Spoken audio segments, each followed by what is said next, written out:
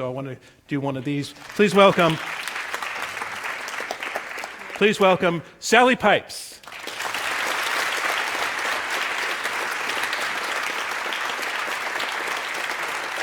Nick Gillespie. Joe Sanberg. Adam Gaffney.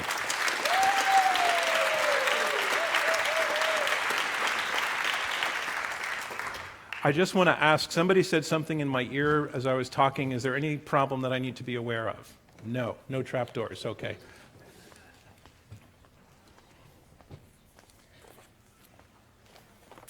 So before we get started, I want to ask you to vote on this resolution. The resolution, replace private insurance with Medicare for all. If you go to your phones and go to the URL that will come up on the screen momentarily, and it's also in your program, iq2us.org/vote, you'll be prompted to vote yes or no or undecided. And I will just wait a minute or two not even a minute or two, I'll wait about 15 seconds for you to complete that process. And I want to remind you that at the end of the debate, we're going to ask you to vote again. And we're asking you to listen between the two votes with an open mind and to be critically judging the persuasiveness of the four debaters you see on the stage, divided into two teams of two.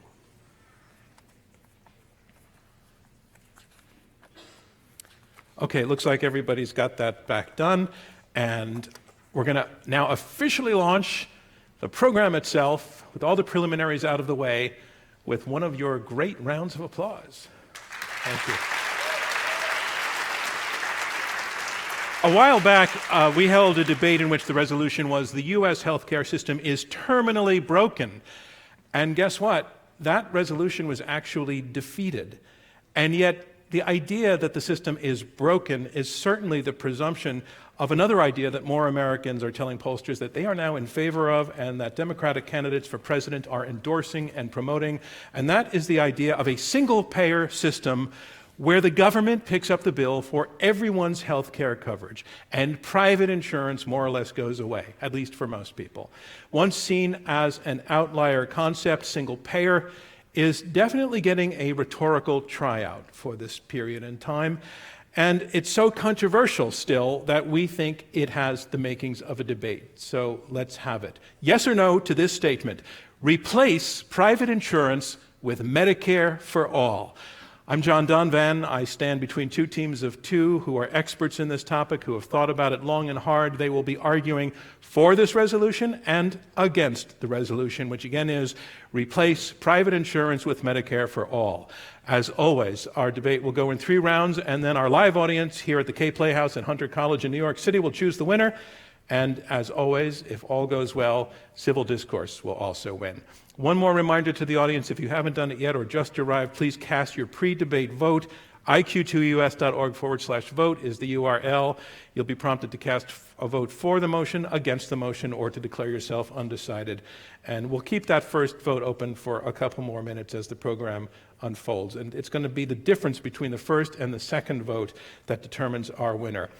Our resolution is replace private insurance with Medicare for all. Let's meet our debaters. First, the team arguing for the resolution. Please welcome Dr. Adam Gaffney.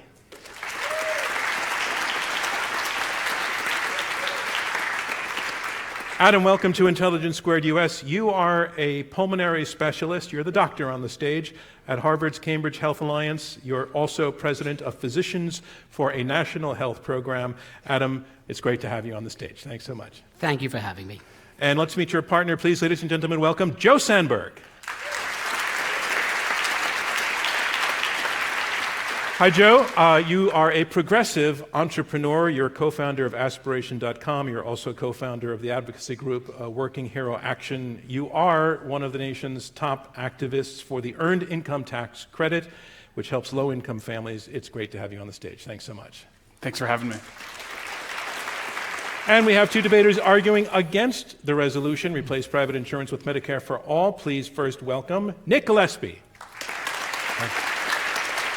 Hi, Nick. Welcome back. You have debated with us twice before. You're undefeated, by the way, so a lot at stake here for you tonight. You're editor-at-large of Reason Magazine. You're co-author of the Declaration of Independence, ENTS, How Libertarian Politics Can Fix What's Wrong with America. You going to extend that winning record tonight? It's no secret that I have a glass jaw, John, so we'll see. We'll see. Good luck. I'll keep my guard up. Thanks for having me. Sure. It's great to have you back. And let's please welcome another returning debater, ladies and gentlemen, Sally Pipes.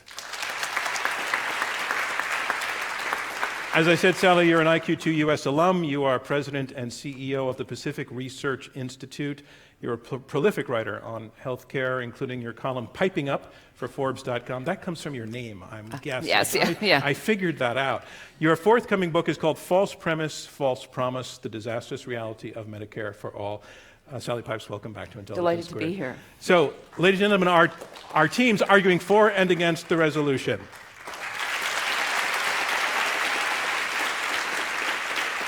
So let's move on to the debate proper. Our debate goes in 3 rounds. Round 1, opening statements by each of the 4 debaters in turn.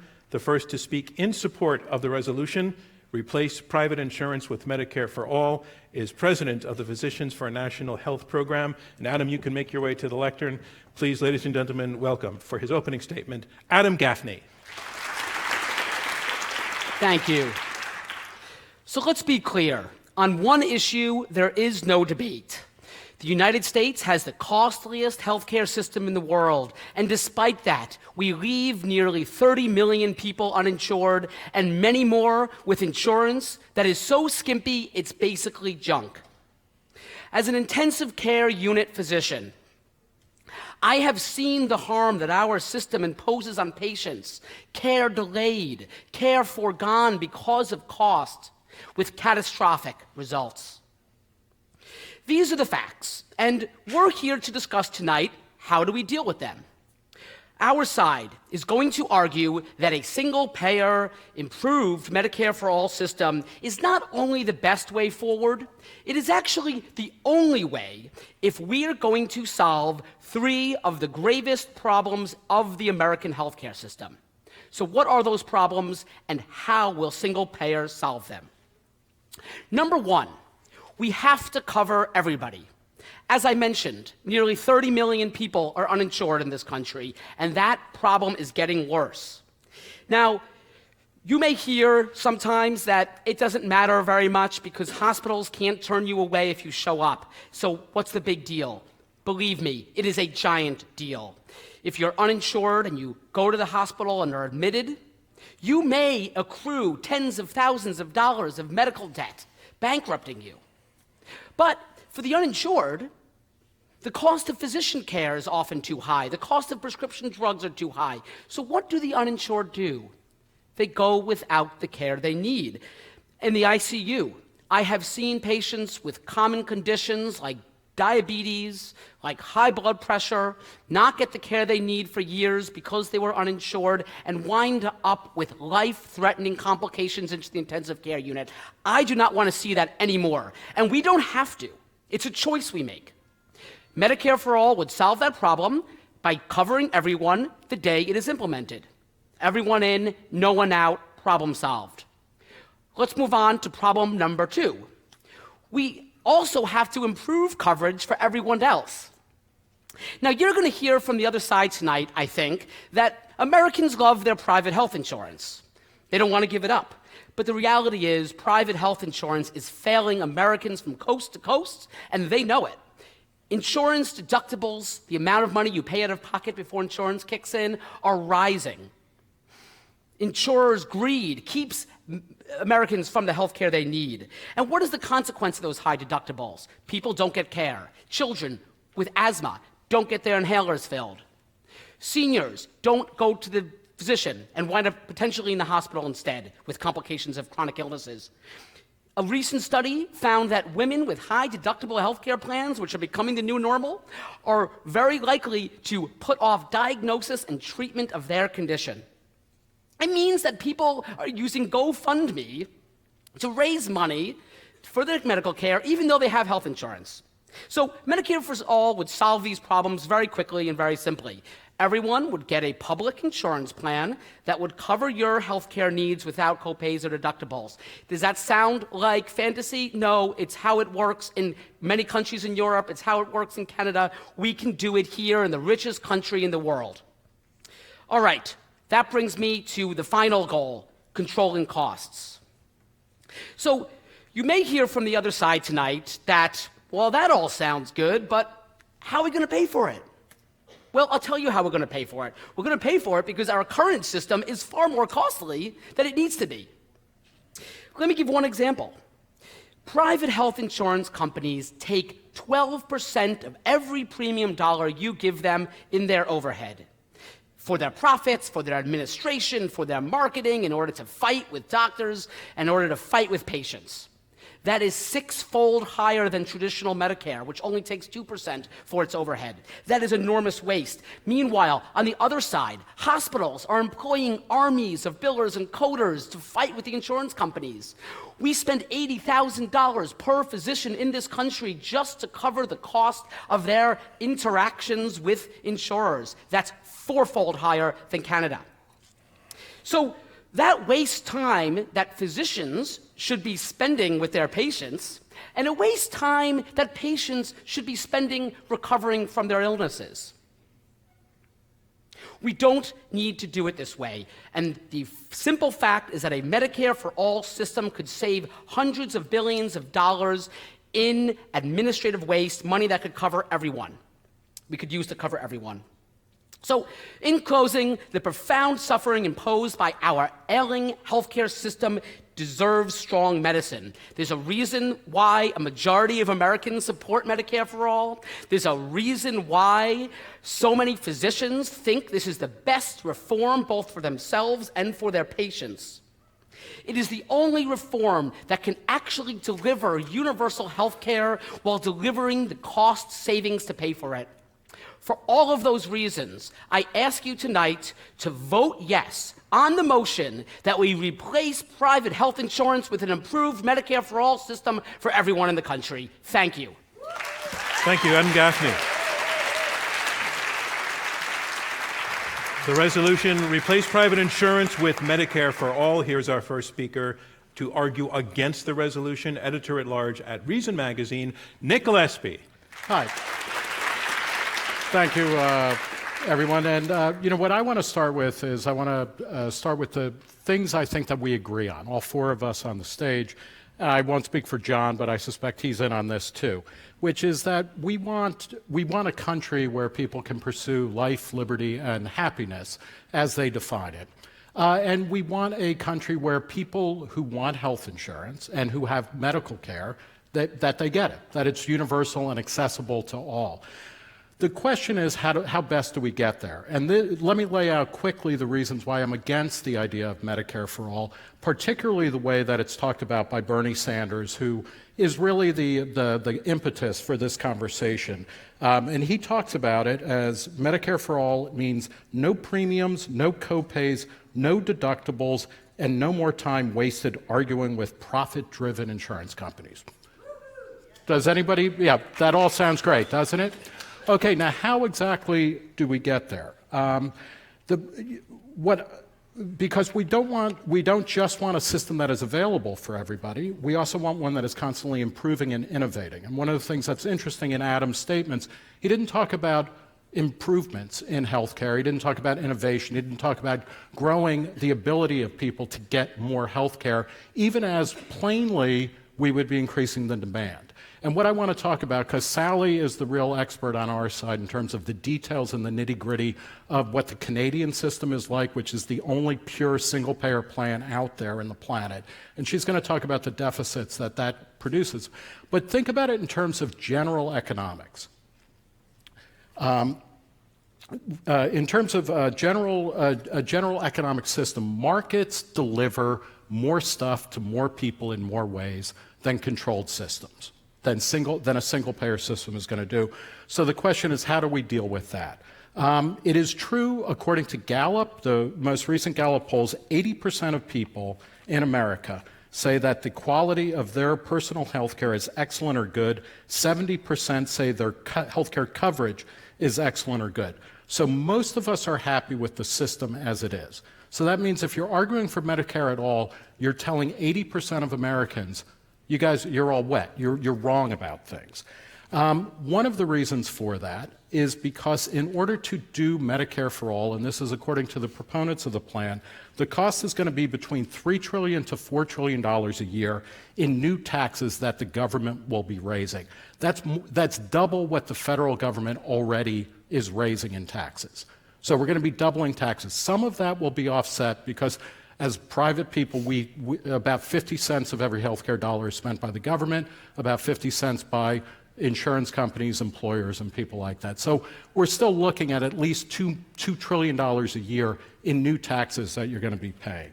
The cost of Medicare for all is what has killed these plans in states like California and New York, which have seriously entertained it, or in Bernie Sanders' own home state of Vermont, which actually passed a single-payer plan without talking about the cost that it was going to be. The governor who was in favor of it, when it came to be, it turned out that they were going to have to put in an 11.5% payroll tax on top of everything and a 9% increase in the state income tax.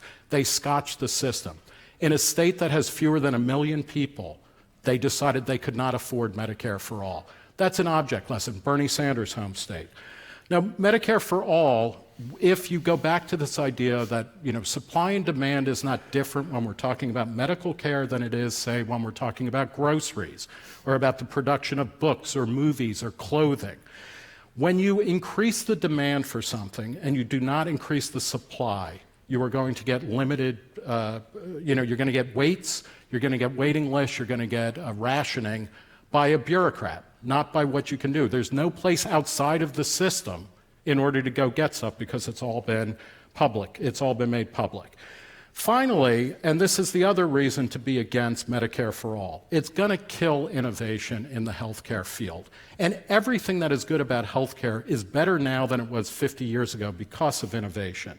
It's going to stymie things in two ways. First off, do you really expect a centralized bureaucracy to decide, okay, this is a good cutting-edge way of treating illness?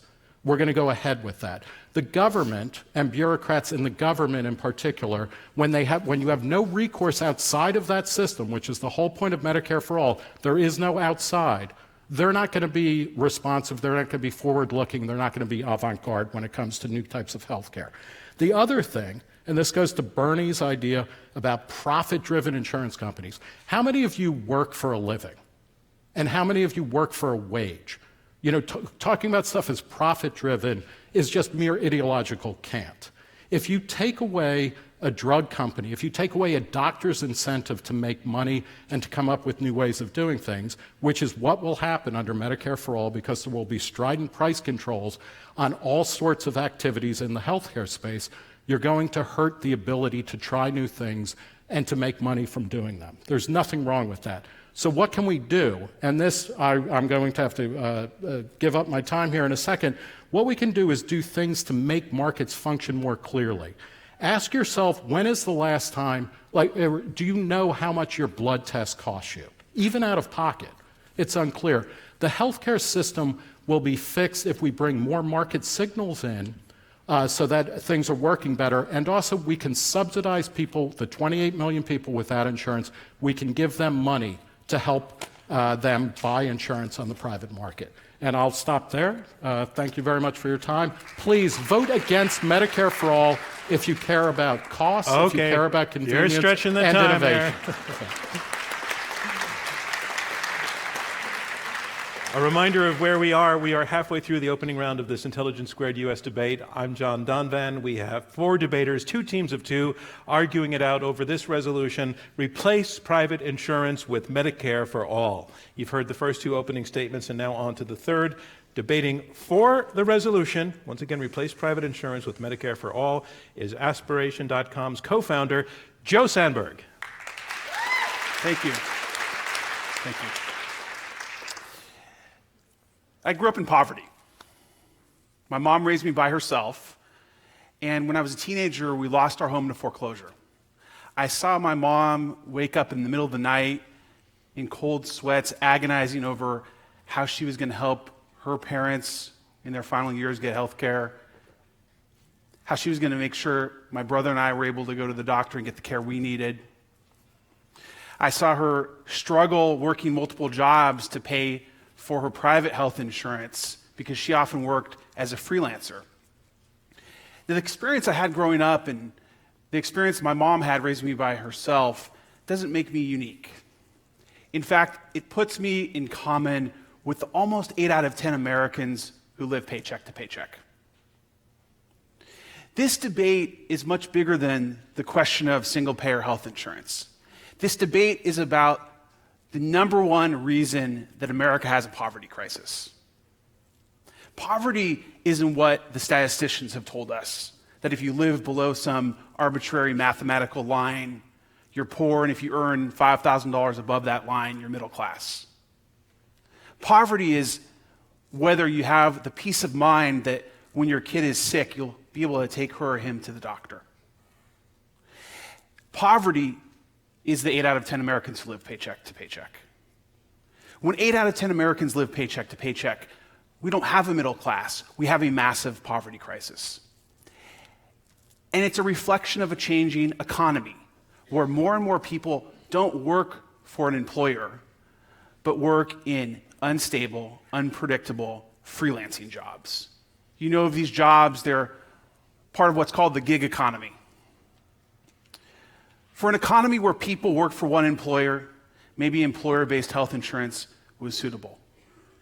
But a lot of the arguments you're going to hear tonight against Medicare for All are arguments that are outdated 25 years. It's true that people used to be reasonably happy with their employer-based health insurance when they had employers. But as we increasingly move into an economy where people are reliant on freelancing work, the idea of employer-based health insurance seems antiquated, and it is. The number one way we can solve America's poverty crisis is by ensuring that no one is of want or worry for health care. And the surest way we can do that is through a single payer system that isn't motivated by profit. You're going to hear a lot of statistics tonight about innovation and the profit motive and how it'll stifle innovation if we don't have private health insurance. But ultimately, your vote has to be a question of what kind of society we want to live in. Do we want a society where the God we worship is that of efficiency and productivity and the profitability of a particular industry? Or do we want a society where we make sure that not everyone can pursue happiness, but that everyone is happy? Where not everyone has access to health care, but has health care? Where people don't have the right to live, they live, instead of being too poor to die. Now, I bring a unique perspective as an entrepreneur and a business person. I operate in the private sector. And let me tell you, the current system is broken left, right, center, upside down, every which way to Sunday.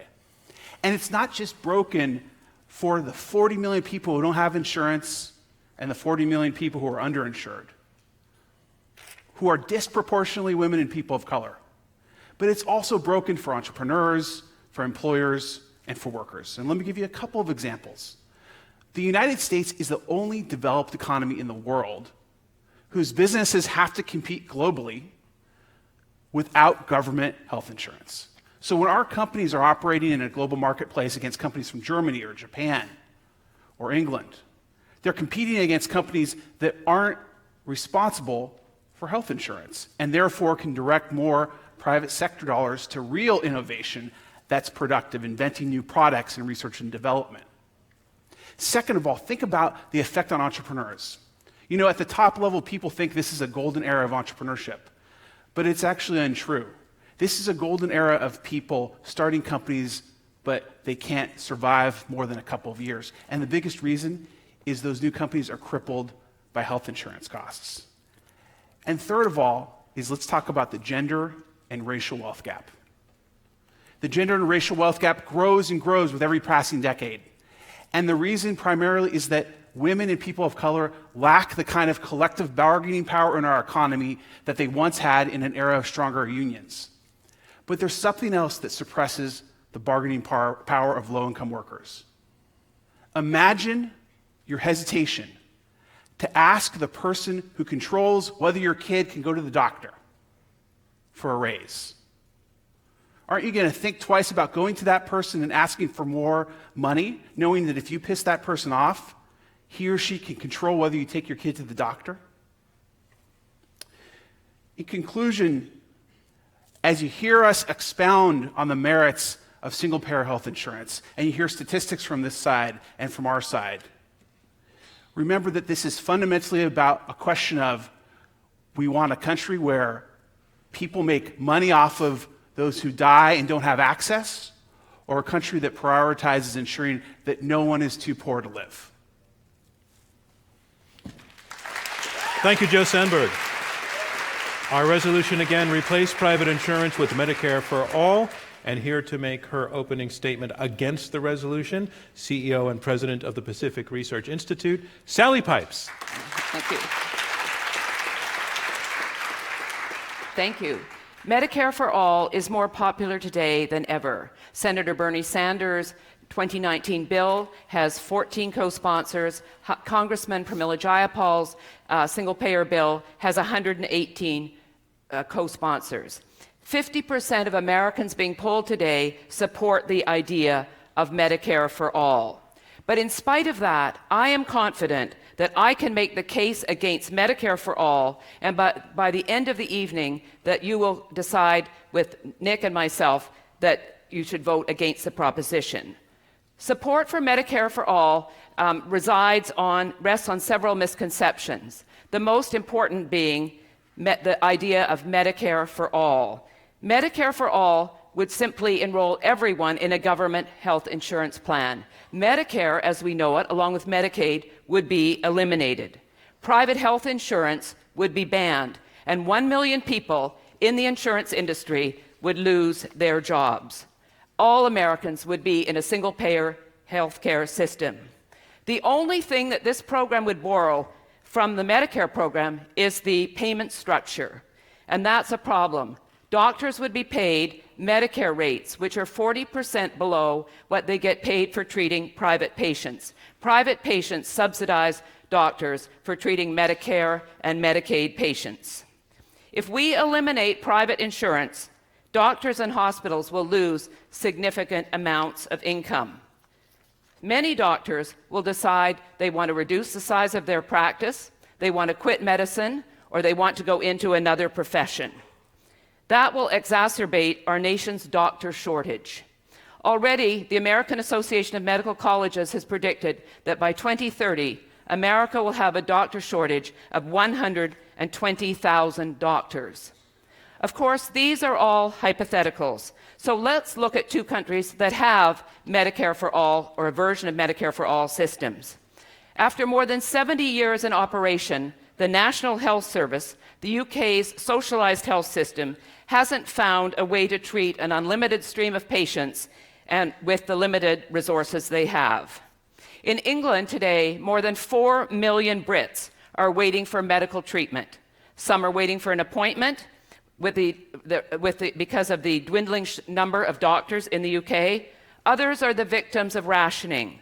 They've been told they're not sick enough to get treatment, they're not skinny enough to be treated for anorexia, or they're not blind enough to have their cataracts removed.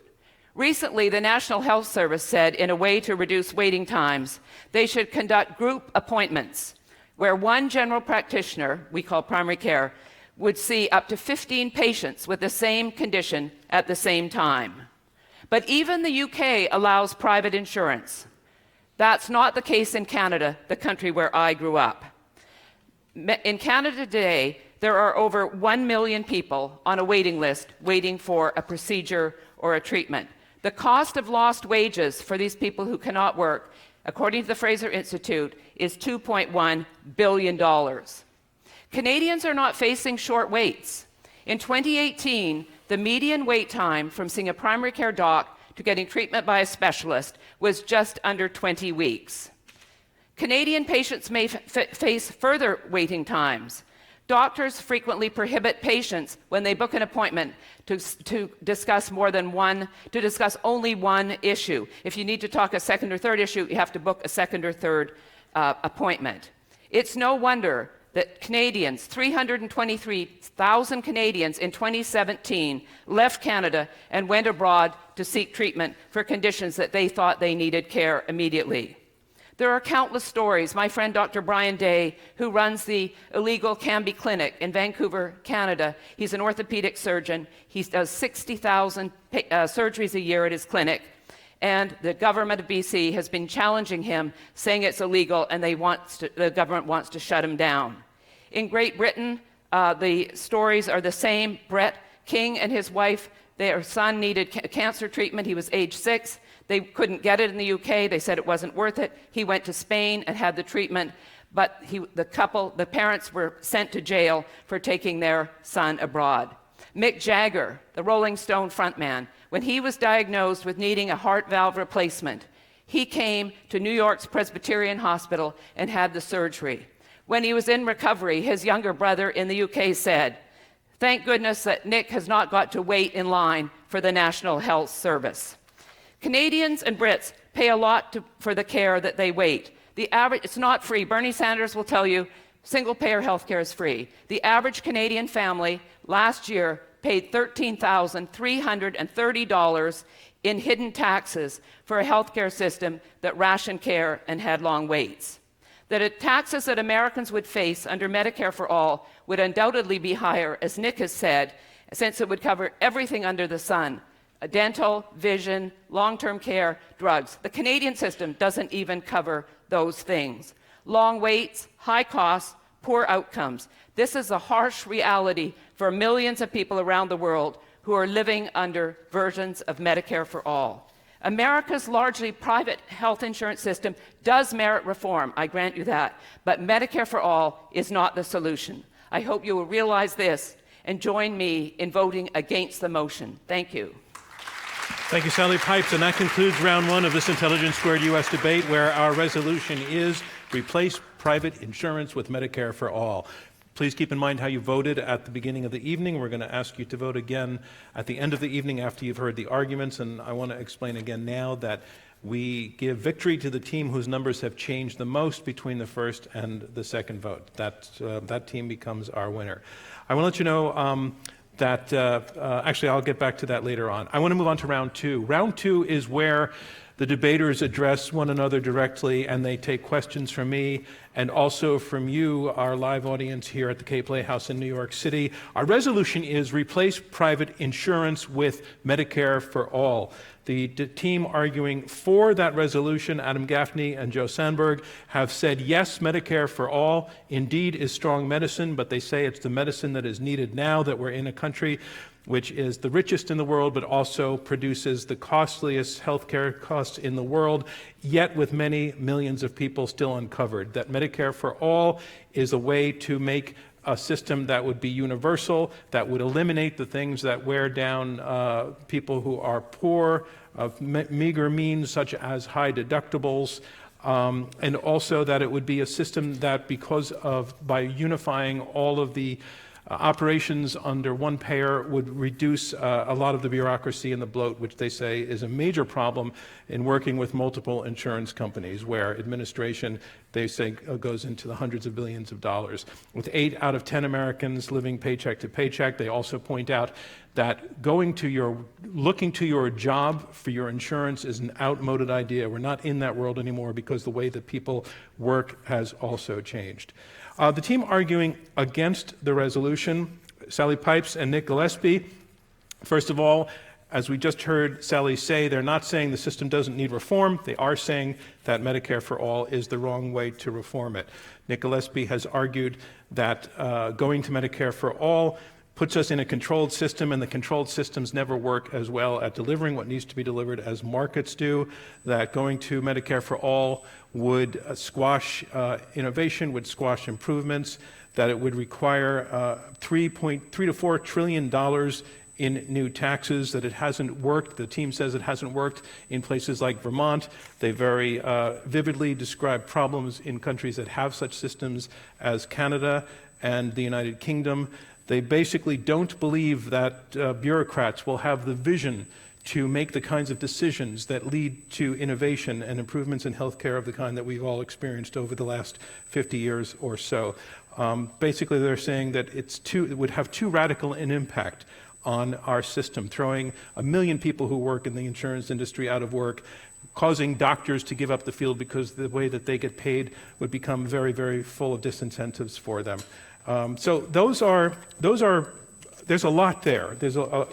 I also want to say that among all of our debates, this is maybe the best set of four opening arguments I've ever heard, because you all took different cracks at this from different positions, and I'd like to try to dig into as many of them as we can as we move forward. But I noticed that there's a difference on understanding and interpretation of the facts. There's also a basic philosophical difference, I think, between the two sides. I want to explore that very, very briefly, just a little bit. This notion that I think right now is certainly motivating the Democratic candidates, that healthcare is a human right. It's one that we are increasingly hearing as part of the rhetoric. It's not a new idea. The World Health Organization signed on to it back in 1946, and we signed those treaties, but it hasn't really been part of the conversation until, I would say, the recent past. So I want to start with, I'll go to the side arguing against the resolution.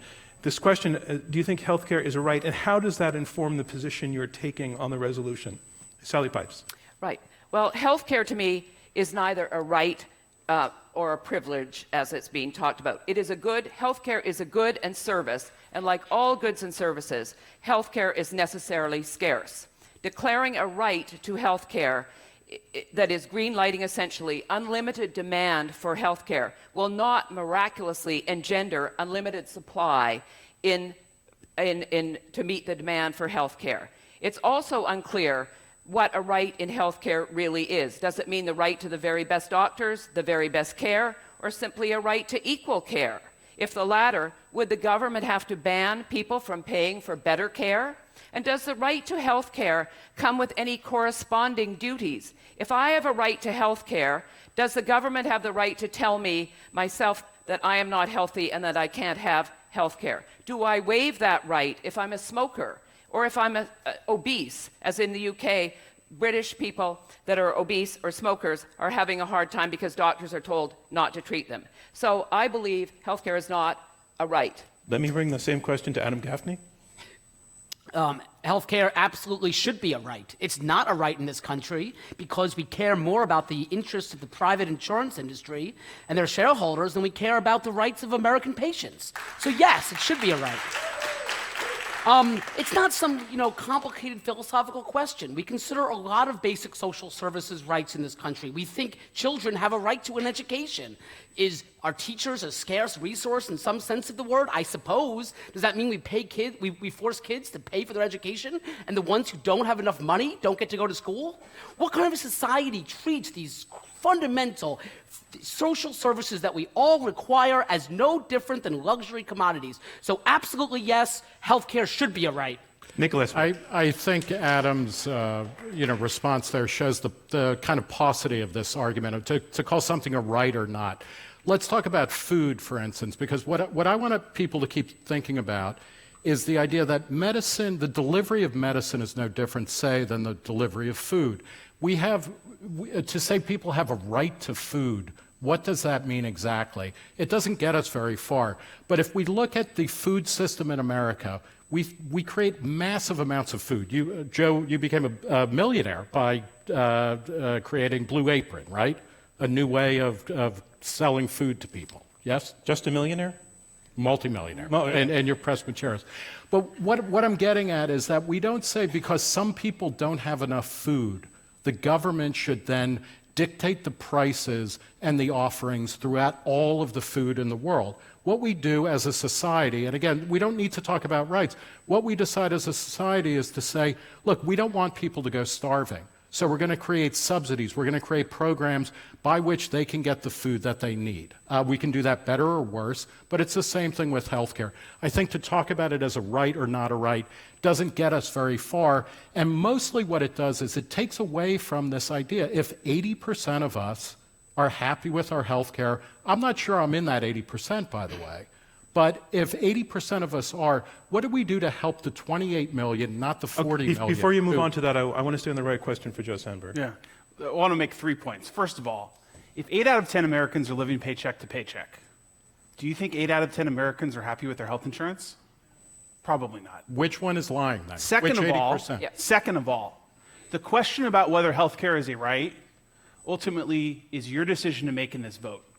If you believe health care is a right and should be a right and should be secured as a right by our government, then you should vote for this resolution. If you believe that health care is a scarce asset that's monetized for profitability, then you should vote against this resolution. Third, health insurance and health care are different questions. One of the failings of this whole debate here and at large is the conflation of the question of insurance and health care. Medicare for all versus private insurance is simply a question of who pays the doctor.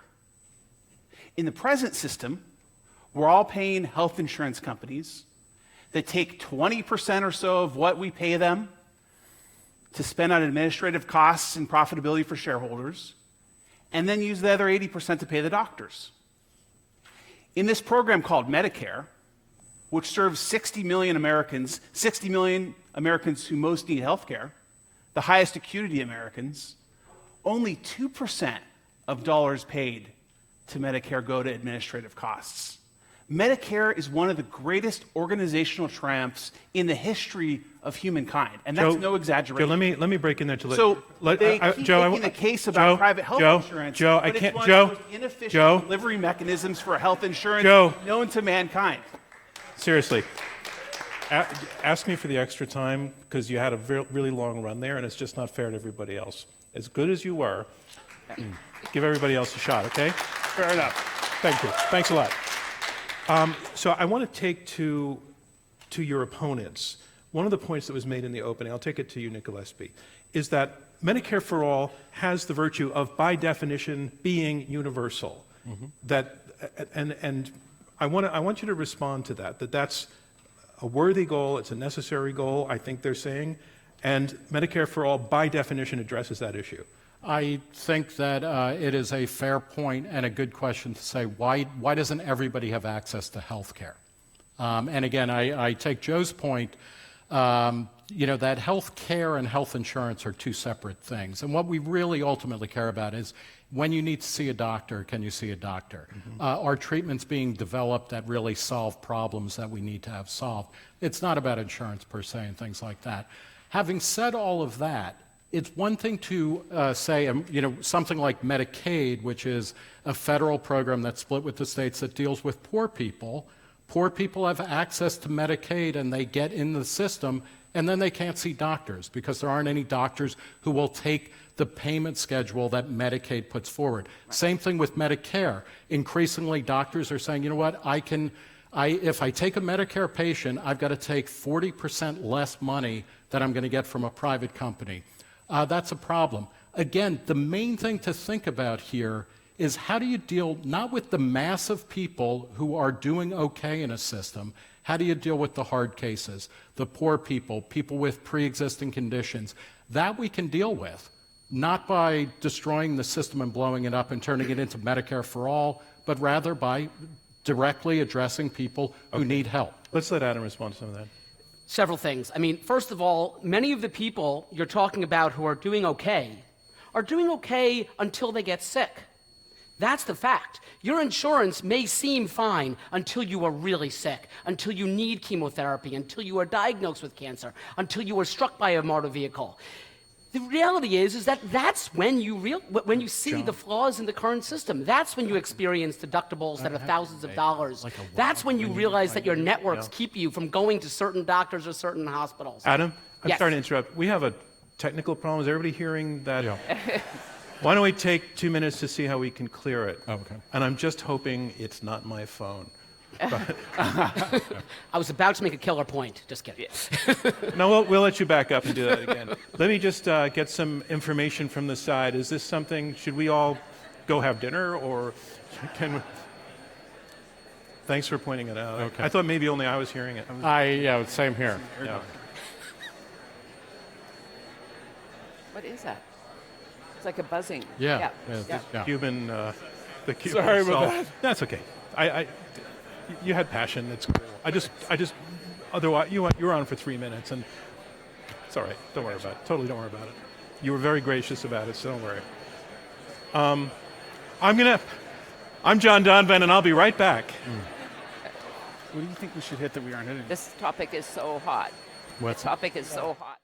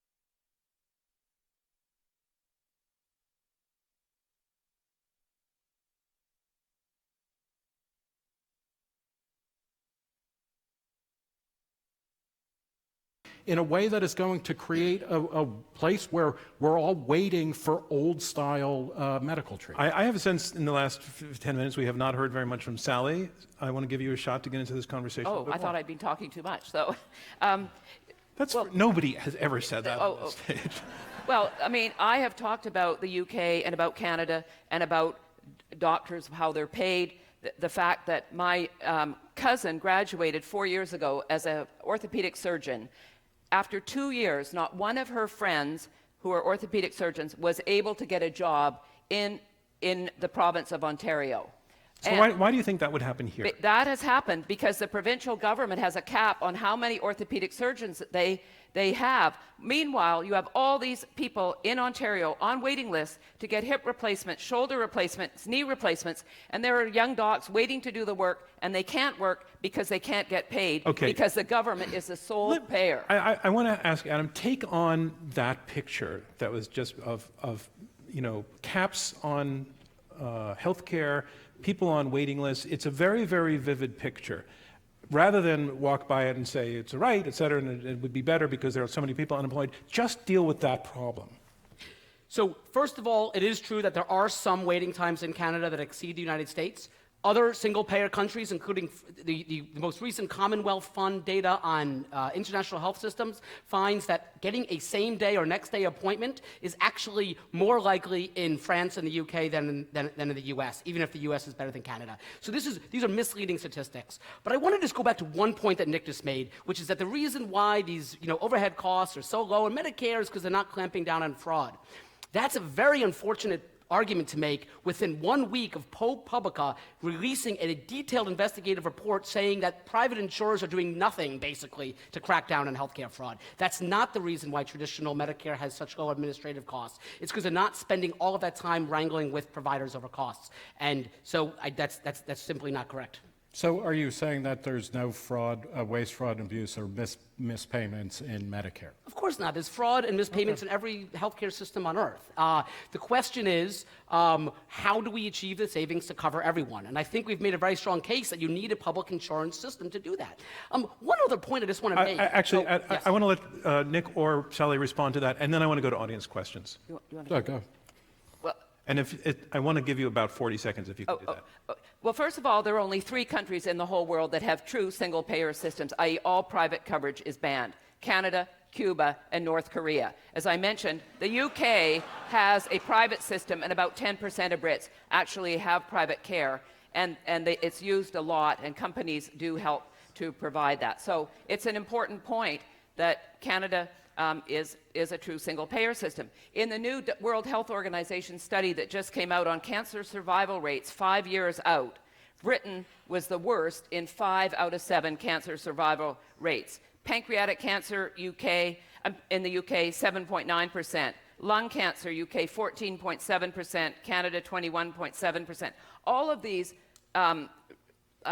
statistics are really scary. In the United States, we have all the new developments in cancer care, CAR-T, stem cell treatments. These things are developed in the United States, not in these other countries that have price controls and have government taking a major part of our health care. Okay, I want to let Which one Joe. of those therapies was invented by an insurance company?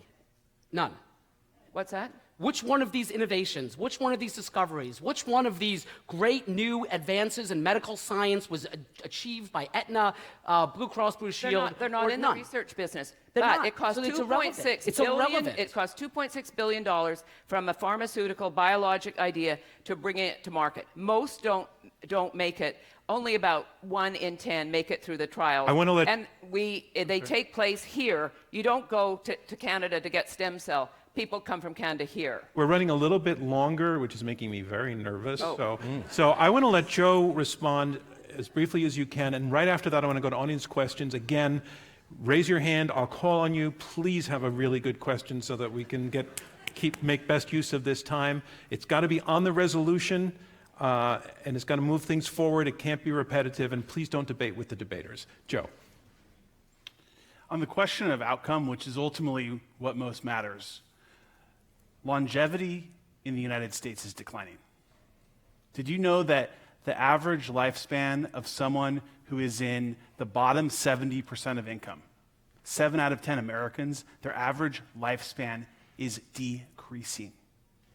I can't think of a more damning statistic about the failure of our health insurance system.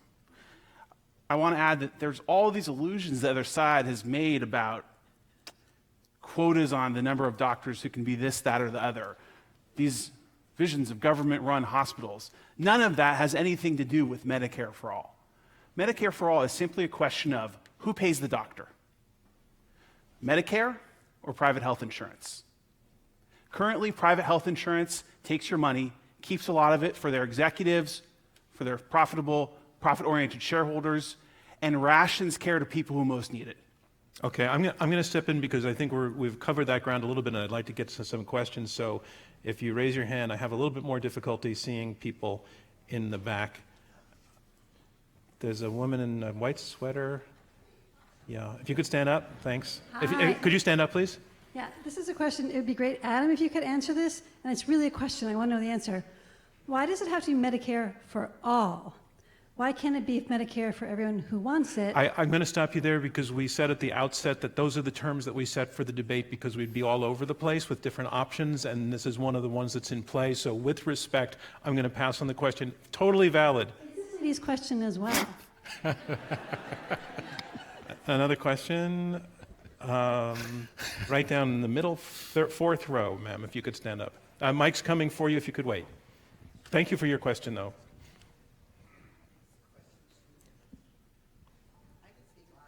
No, we need to hear you recorded for the podcast. There it is. Oh, yeah. You stated that I guess I want you to respond to the fact that despite the enormous amount of money that our healthcare system uses, that we stand 11th among the industrial countries in outcome, and that the rate of infant mortality and... Okay, again, I'm going to pass because I think that this side has conceded there are problems and that they believe in reform. They just don't think, we're trying to discuss whether this is the solution, so thank you as well. Right down the front row.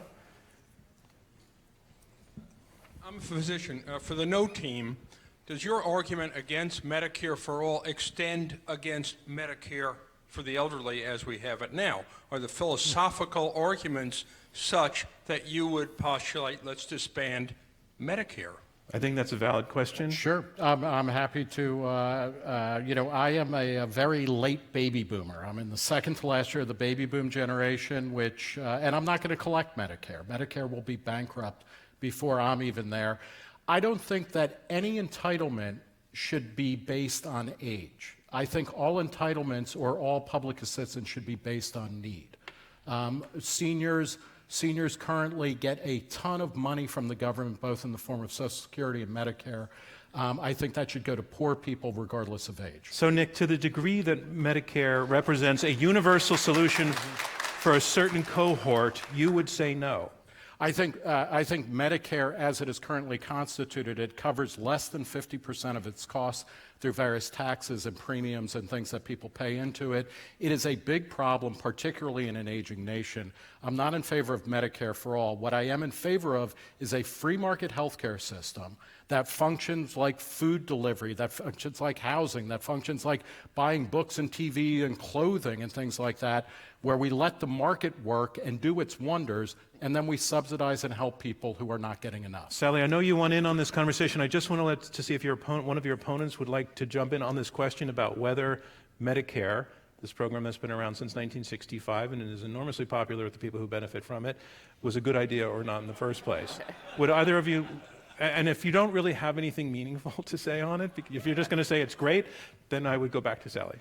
I'll make a 10-second comment. Before Medicare, most seniors had no health coverage. They went without care. Many died as a result. That is no longer the case today. That is a huge progress. The idea that that should be turned back is unfathomable. I don't think Nick was saying turn it back. No. But Sally, go ahead. I'm just going to say that Medicare and Medicaid under Bernie Sanders' plan and Pramila Jayapal would be eliminated. There would be one single-payer government health care plan, the Indian Services Plan, and the Veterans Administration, which is a single-payer health care system. And if you want to look at problems, look at the VA. Okay, let's go to another question.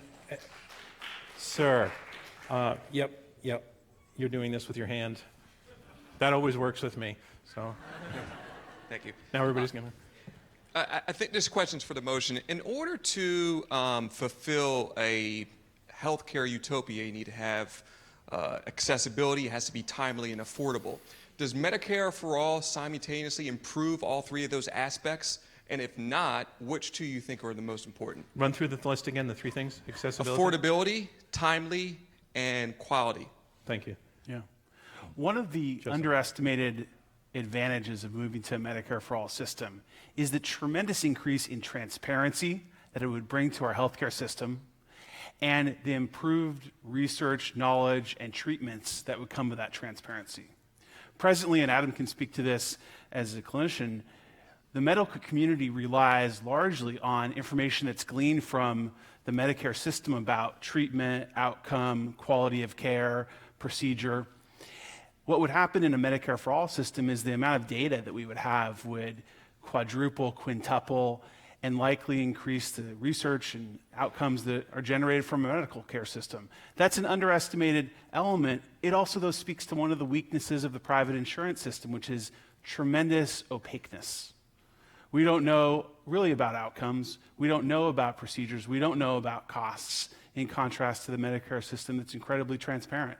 So I think you definitely see an increase in quality over time from the increase in human knowledge that would be born of a Medicare for all system. Nick? I want to second Joe's request for less opaqueness or opacity in the system, whether it's Medicare or the private system. I can remember a moment, this was some years ago, for the first time I was on a high deductible plan. my doctor prescribed a brand name prescription drug, and I said, how much is that going to cost?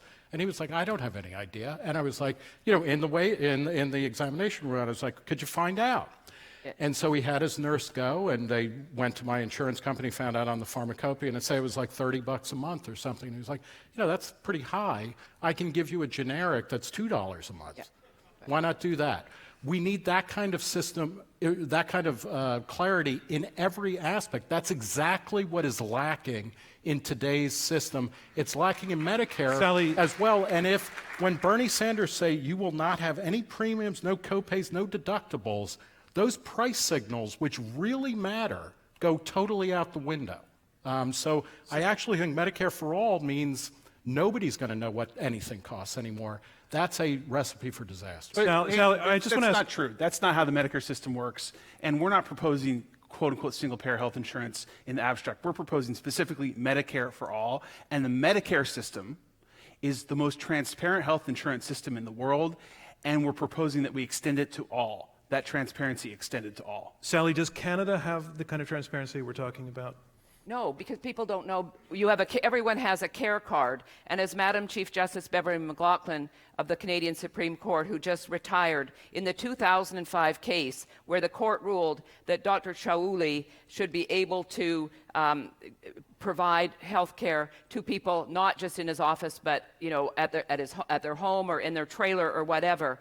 She, in the decision, she said, Medicare for all, the Canadian system, access to a waiting list is not access to health care. Nobody knows what anything costs, but I do know that doctors are very frustrated, and a lot of the best doctors come to the United States because they can practice the kind of medicine they've been trained in. They don't have to go to a small rural community when they're a highly trained neurosurgeon to do surgery. This is something that Canada tried a few years ago. Fortunately, there was a huge backlash against it. But we need to keep the system open, and I agree, price transparency is something that we need to promote. Okay, let's go back to audience questions. Ma'am, on the aisle there. I think I'm going to rephrase your question. Nick, this Be is very for clever. You. Okay, well, I'll try. Okay. You're talking about market forces, and we're not talking about market forces in healthcare, so to speak, but market forces in insurance, in coverage.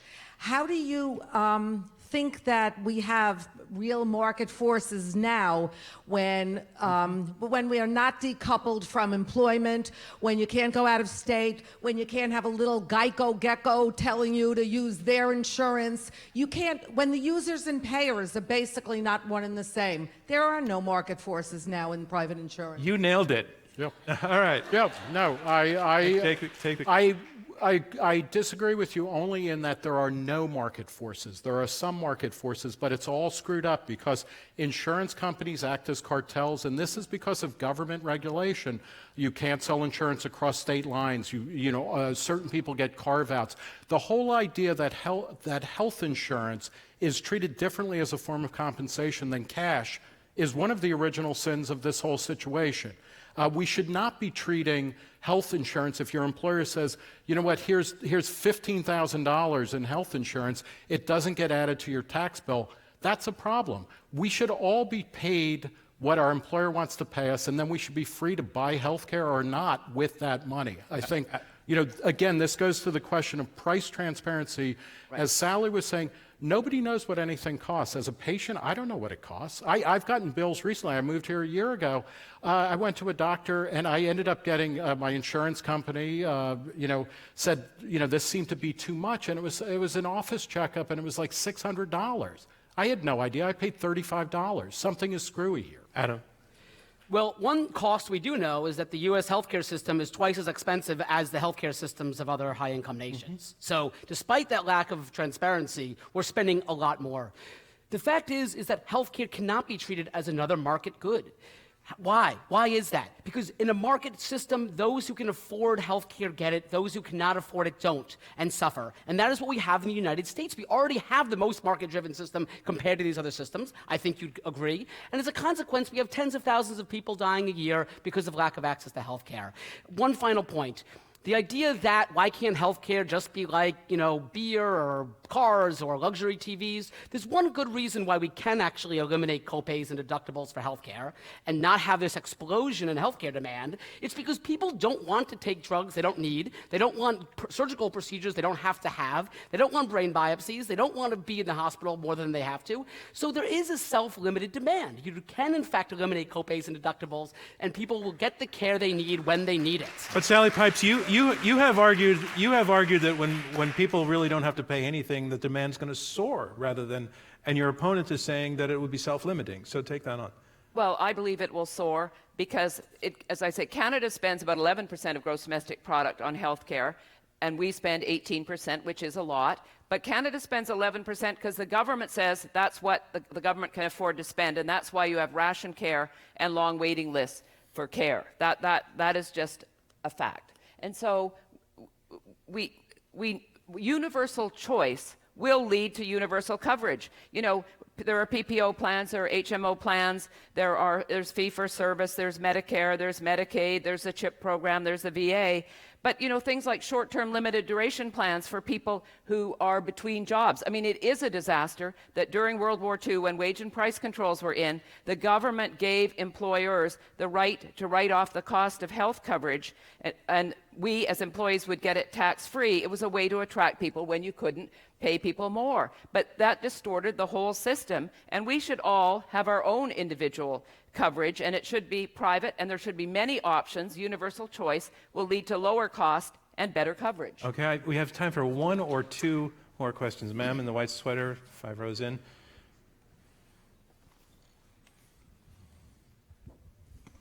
Hello. Under the Medicare for All program, how would you encourage patients to be responsible when they're being given the services for free? And before, you've already answered this once, sort of. But if you look at other systems, they have serious problems of abuse by people not showing up to their appointments, scheduling things that they want. And you have to have a system that would allow for... That's a great question. That's a great question. I'm very interested to hear the answer. Which of you would like to take that? Especially since it's a point that your opponents made in the beginning, that people would run everything they could out of the system. I know that you just said they would be self-correcting, but the audience member obviously needs more. I mean, I fundamentally disagree with the premise of the question. I think people miss appointments sometimes because they have difficulties in life. They face other obligations, children, work. It happens. I've missed appointments. And it's not a problem. I don't think as soon as you create a universal healthcare system, people are just going to book 12 appointments with 4 neurosurgeons and just not show up. I just don't think it's going to happen. Okay. So can I add one thing? Yes. So I just wanted to add one point. In Canada, so many of my friends, as I said, and relatives are doctors. The average GP can see a patient for 15 minutes. That's it. And they're seeing 55 to 60 patients a day. A lot of the patients that are coming because they think it's free, they're people who are lonely, they're old age pensioners, they are actually booking appointments and taking up the doctor's time, and there's less time available for patients who really have a situation and they need care. And that's why my friend retired at 40, couldn't take it anymore. I think we have time for one more question, ma'am, right in the middle, and if you could stand up. And wait for the mic, please. It's going to come on your right-hand side. Thanks. Uh-oh. Oh, wait a minute.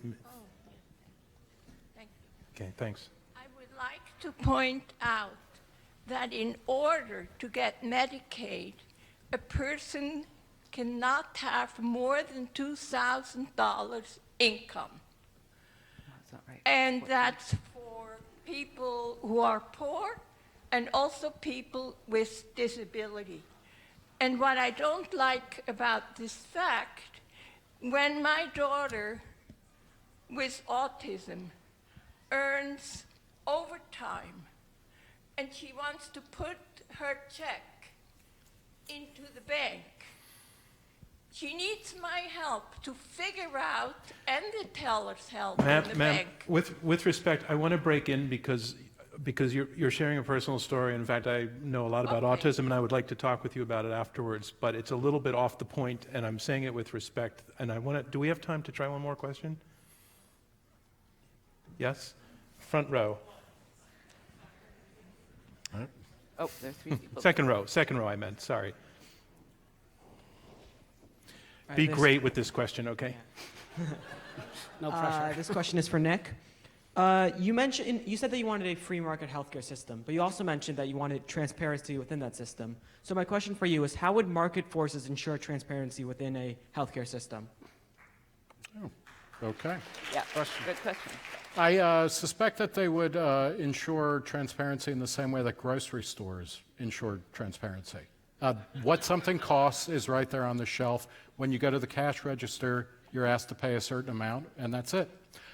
Free markets benefit from transparency. I think part of the problem, and we haven't really talked about it, and I have a lot of sympathy and empathy with the idea that insurers here are part of the problem, not because they seek profit, but because they're able to mask a lot of behavior and because they're able to structure a lot of regulation that keeps competition out. Same thing with cartels in general, with all due respect to Adam. You know, the medical cartel, like, why don't we have more medical schools than we used to, than we had, 25 years ago or 30 years ago? Why don't we have more doctors and nurses? Why haven't we changed the way that we certify things and allow medical care to be delivered? It's a big deal, just to get urgent care places put in and around New York, which are becoming a thing now. That took forever. We don't have a free market in healthcare, and that is not something that we should, double and triple down on. That's something we should get rid of and bring in more market forces. I want to remind you that we are in the question and answer section of this Intelligence Squared U.S. debate. I'm John Donvan, your moderator. We have 4 debaters, 2 teams of 2, arguing it out over this resolution: replace private insurance with Medicare for all. But we're out of time, so that concludes round 2 of this Intelligence Squared U.S. debate, where our resolution is replace private insurance with Medicare for all. And here's where we are. We are about to hear brief closing statements from each debater in turn. They will stand up again and address you. These statements will be 2 minutes each. It's their last chance to try to persuade you to vote for their side, because immediately after they finish, you'll be asked to vote again, and then we'll choose the winner right after this. So round 3, closing statements. Here making his closing statement in support of the resolution, replace private insurance with Medicare for all. Here is Adam Gaffney, President of the Physicians for National Health Program. Thank you. And thank you, all of you, for hearing this debate. So I want to close by saying this. Every day that I work in the intensive care units, I see some of the sickest patients in the hospital, people with kidneys or lungs or hearts that are failing often. The last thing I want those patients to be thinking about is, how am I going to afford this? How am I going to price shop? How transparent are these costs? I speak and counsel families at their darkest hours. The last thing I want them to be thinking is, will this make me go bankrupt? But the reality is, you don't need to work in an ICU to know that illness is profoundly trying, even in the best of circumstances. By putting everyone in one public, tax-financed healthcare system, we can do 2 things. We can control costs and reduce waste, the same way every other high-income nation has done over the previous decades. But at the same time, we can expand coverage to everyone in the country and improve coverage for everyone else. We're not talking about lowering medical bills. We're talking about abolishing medical bills. We're talking about ending medical debt, ending medical bankruptcies. These will be relics of the past. So I want to end by not by talking about what's wrong with our system, but talking about a better future. A future where everyone can get the health care they need when they need it, whether they're rich or poor, old or young. A healthcare system where you can go to bed every night knowing that you and your loved ones will always have access to health care no matter what obstacles you face in life. If you share that vision of the future, I ask you to vote yes on the motion, Medicare for all, and thank you so much. Thank you, Adam Gaffney. And that is the resolution, replace private insurance with Medicare for all. And here to make his closing statement against that resolution, Nick Gillespie, editor-at-large of Reason Magazine. Thanks. And I want to thank Adam and Joe. I learned a lot this evening, and I think we all, whatever side we end up on, we can agree that we learned things and that it's beneficial to talk about this.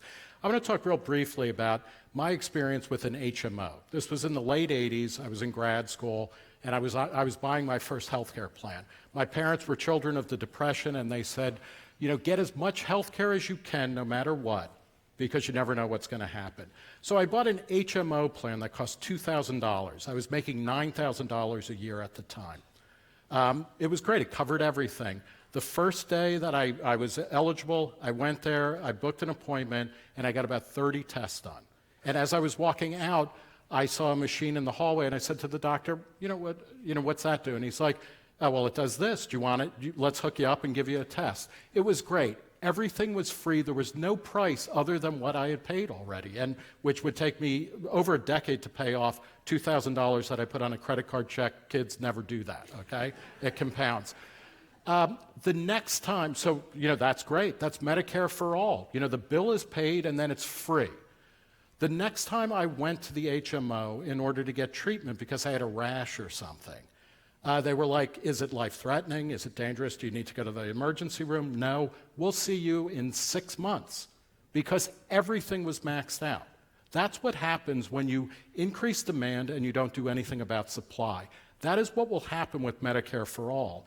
And the problem with it is also that it won't be developing new treatments. The better thing to do is to allow markets to function much better and more clearly than they do, helping to de-link health insurance and health care from employers. That would be awesome in ways we kind of discussed. And then subsidize people who cannot afford insurance on the open market. That's the way that it works in housing. It's the way that it works in food and all sorts of other things. It'll work great in healthcare. So vote against Medicare for all and vote for a future of better care and new innovative practices. Thank you very much. Thank you. And here to make his closing statement in support of the resolution, here is Joe Sanberg, co-founder of Aspiration.com. 2 cents. That's what this debate comes down to. 2 cents. We have a choice between a system that currently serves 60 million senior citizen Americans, the Americans who are most likely to need health care, serves these Americans in a way that only takes 2 cents of every $1 for administrative costs. Is the system preferred, frankly, by the most powerful group of Americans politically, which are senior citizens? Or we can have a system where 20 cents out of every $1 goes to administrative costs. A system that is leaving 80 million people uninsured or underinsured. That's it. That's what this debate is about. It's not about what's happening in Canada or in Britain. It's not about quotas on how many people can become orthopedic surgeons. It's not about any of that. It's about the proposition that Medicare for all should replace private health insurance. Medicare, a program that takes just 2 cents of every $1 for administrative expenses, a program that serves the 60 million Americans who most need health care, that we should make that program 2 cents, that program 2 cents, available to everyone, instead of the program that takes 20 cents, leaves 80 million people uninsured or underinsured, and leaves us with a nation where 7 out of 10 Americans are experiencing a decrease in expected lifespan. In closing, the question is 2 cents or 20 cents. If you prefer a system where only 2 cents of your dollar goes to administrative expenses, a system that has expanded the longevity of senior citizens, an organizational triumph, frankly unmatched in the history of our country, then I urge you to vote for Medicare for all as a replacement of private health insurance. Thank you. Thank you, Joe Sanberg. And our final speaker of the evening to make her case against the resolution as a closing statement, here is Sally Pipes, CEO and President, Pacific Research Institute. As we have heard tonight, healthcare is tricky. It's one of the few public policy issues that affects every one of us, and often does so when we are at our most vulnerable. Perhaps tonight's debate convinced you that the American healthcare system is in need of change. I agree with you. Private insurance is not perfect, But I hope that you will vote against the proposition because I believe Medicare for all would leave us all much worse off. It may sound morally right to have Medicare for all. It may be worth the trade-offs, higher taxes, ration care, long waits, whatever, in exchange for a program that is supposedly going to give you security through a government-run program. Medicare for all cannot repeal the law of supply and demand. Good intentions can't fund hospitals, pay doctors, eliminate waiting times, and ration care. Just ask Canadian crooner Michael Bublé, who's from Vancouver, as I am, and you'll find out. When his son Noah, age 3, was diagnosed with liver cancer, Michael Bublé did not stick around in Vancouver. He went to UCLA and took his son, where he says he had the best doctors there. His son today, Noah, is cancer-free. Most Canadian patients aren't so lucky. Several years ago, my own mother died of colon cancer after doctors ordered her as a senior to wait for a colonoscopy because there were too many younger people on the line who were going to have longer lives, and so she was denied that. She died 2 weeks later from metastasized colon cancer. My family's experience with single payer is not unique. Countless families in Canada and the United Kingdom have stories like mine. We can't bring our loved ones back, but we can take action to save others from similar fates. We can stop single payer from taking root in this country. We can say no to the false promises offered by politicians about Medicare for all. And you can do your part right here, right now, by joining me in voting against the resolution. Thank you. Thank you, Sally Pipes. And that concludes our closing statements, where our resolution is replace private insurance with Medicare for all. And now it's time to find out which side you found most persuasive. I want to ask you again to go to your mobile devices and go to the URL iq2us.org/vote. You'll be prompted with the same choices you were before: yes, no, or undecided, meaning you became undecided or remained undecided. I'm going to go silent for about 20 seconds while I await eye contact resuming.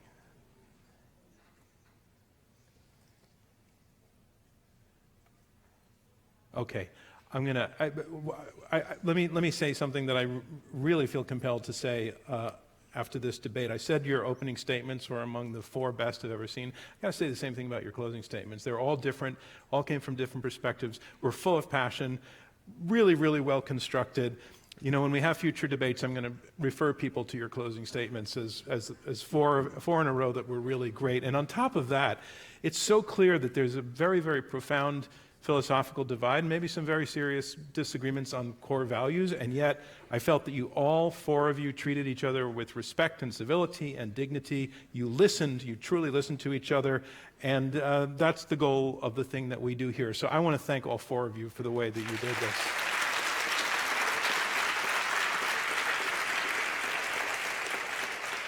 And you know, Nick and Sally, I think you demonstrated today why we've had you back. I want to say to the 4 team, we've got to have you back. You were spectacularly good debaters, and I want to thank you. This is our second debate of the season, and we have a lot more coming up through the rest of the next few months. Next month, on October 22nd, we're taking a look at big tech, and we're looking at whether Europe, in trying to regulate American companies like Google and Apple and Facebook and Twitter, is overreaching or not. Then on October 29th, we're bringing together a collection of geneticists and psychologists and parenting experts, where the resolution we're going to be debating is parenting is overrated. So I would love to see all of you come to that one as well. And then to wrap up our season on November 12th, the theme of the November 12th debate actually resonates with a lot of what we heard tonight. On November 12th, we're going to be taking on this resolution: capitalism is a blessing.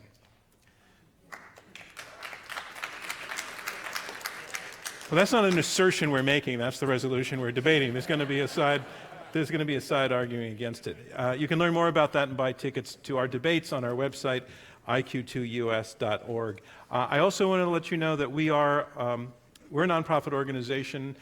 I know that you bought your tickets to get in here tonight, and we deeply, deeply appreciate that, but what we do costs a lot more than the ticket price is covered, and the rest of it is covered by contributions, and we function basically as a philanthropy, by which I mean this debate we put out into the world. It goes to public radio stations. The podcast is free to anybody who wants it. I've met people literally all over the country and even outside the country who listen to these debates and thank us for how much they learn. And also some of them have said to us, a debate or two back we had in the front row a couple who had dated for a while, and they used our debates to sort out their political differences. And then they got married, and they came to a debate, and we gave them a big applause. But that's sort of our ideal target audience, is to just get people to get around the idea that you can disagree, and you can listen when you disagree, and not that the solution is in the middle, but at least you can learn to live with each other, which we could do a whole lot more of these days. So that's kind of our goal. That's why we put this out there. But wait a minute. I have to confess, I have to be transparent, this is a commercial. We would love to ask those of you who would be seriously interested in contributing to our cause to go to our website and make a contribution. You can also become a friend of the program, and that gets you not only tickets to the debate, but you get to go to post-debate events like our dinners and cocktail receptions, and you can meet our debaters, and you can meet me and the rest of our incredibly sharp staff. So that's the other thing, is really, consider making a gift to us. All right, it's all in now. I've been given the final results. Remember, it's the difference between the first and the second votes that determines who is our winner. On the resolution, replace private insurance with Medicare for all. On the first vote, 36% of you agreed with the resolution, 35% were against, 29% were undecided. Again, that's the first vote. It's going to be the difference between the first and second that determines it. On the second vote, resolution, replace private insurance with Medicare for all. The team arguing for the resolution, their first vote was 36%. Their second vote was 40%. They pulled up 4 percentage points. So that is the number to beat. The team against the resolution, their first vote was 35%. Their second vote was 51%. They pulled up 16 percentage points. That is enough. The team arguing against the resolution, replace private insurance with Medicare for all, declared our winner. I want to thank our debaters, thank our audience. Thank you from me, John Donvan, and Intelligence Squared US. We'll see you next time.